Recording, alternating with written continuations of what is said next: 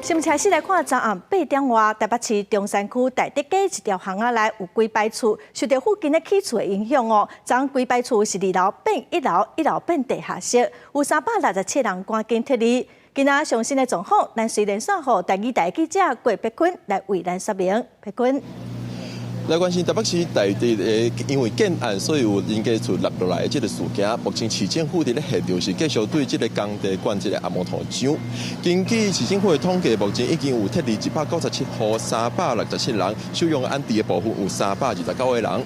一直到目前为止，陆续有民众拖因的行李箱啊离开现场，也毋过嘛是有民众讲，因的济物件是踮伫咧厝内底，无法度摕出来，包括车的锁匙，还有财产，还有甚至手机啊，都无法度摕出来。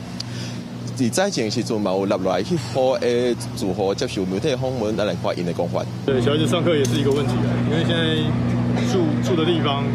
对，没有地方住，对，所以之后就第一时间小朋友应该有吓到。一定有啦，我想各住户老小，对，大家都是一样。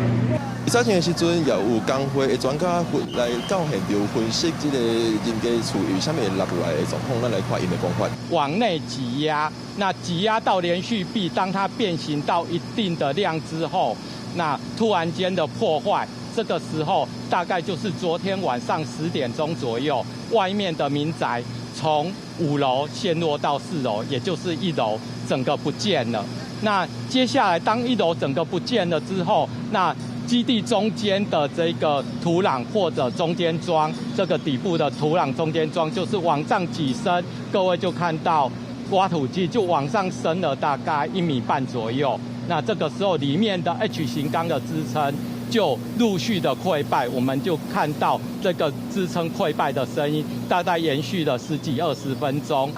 根据台北市建管处的统计，目前受影响的隔江有7栋，而且因为基台建设这个意外的事件，目前建管处也已经命令基台建设甲服务营造伫咧台北市的工地全部拢爱停工，隔江有7个所在哦。还有互人关心的是，目前基台建设的部分是拢无出面接受民众来关心民众。以上是公司台记台伫咧现场的连续报道。